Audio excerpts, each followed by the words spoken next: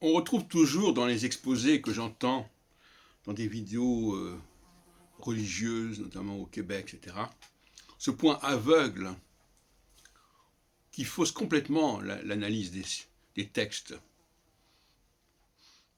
à savoir les Israélites. D'un côté, il y aurait les Juifs, de l'autre côté, les païens.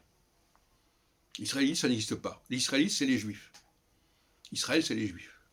Tant qu'on continue à fonctionner comme ça, on commet des contresens à n'en plus finir. Jésus dit dans Matthieu,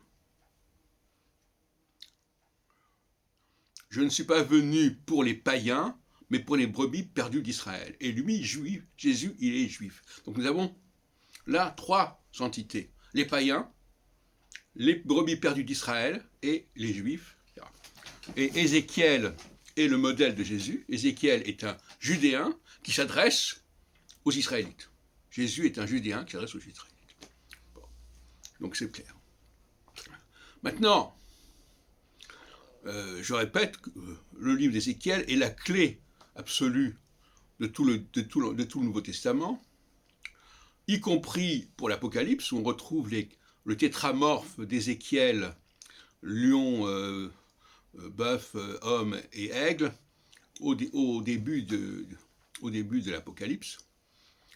Et l'autre jour, j'entendais une dame parler de cela, à l'oratoire du Louvre. Elle ne parlait même pas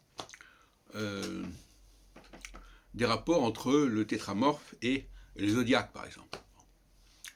Bon, enfin bref. Alors, je voudrais parler de la conversion. La conversion des Israélites pour rejoindre les Adamites, ce que j'appelle les Adamites. Les Israélites venant de Jacob, les Adamites venant d'Ésaü. Il faut réintégrer totalement le personnage d'Ésaü dans la lignée d'Adam.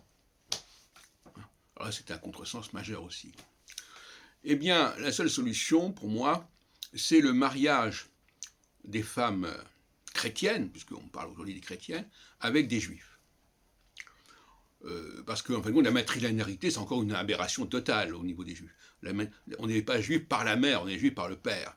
Ce qui permet aux juifs d'intégrer des conversions pour toutes les femmes qui font des enfants avec eux. Voilà, c'est ça que je voulais dire avant tout. Et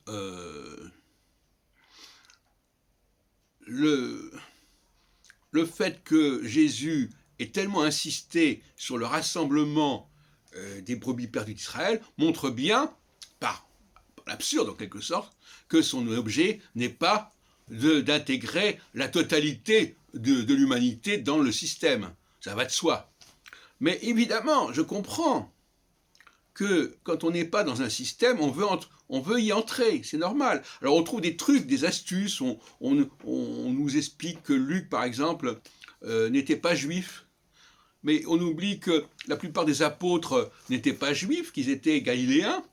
Alors oui, mais galiléens et juifs, c'est pareil. Donc, alors on est dans la synonymie. Israël, c'est la même chose que les juifs. Galiléens, c'est la même chose que les juifs, etc. Bon, alors avec cette espèce de mélange, mais je comprends très bien. Moi-même, si je n'étais pas juif, j'essaierais de trouver une astuce pour dire oui, mais vous comprenez que finalement, ça s'est ouvert et que tout le monde peut entrer, etc. Bon, la question n'est pas là. La question de savoir, est-ce que ce serait judicieux, est-ce que ce serait cohérent que tout le monde soit juif, ou que tout le monde soit au même niveau que les juifs? À mon avis, absolument pas. Il est nécessaire dans un système quel qu'il soit, qui ait une centralité, qui ait un cœur, même dans un organisme, il y a un cœur. Et donc, voilà, ce cœur, il est là, c'est une nécessité fonctionnelle.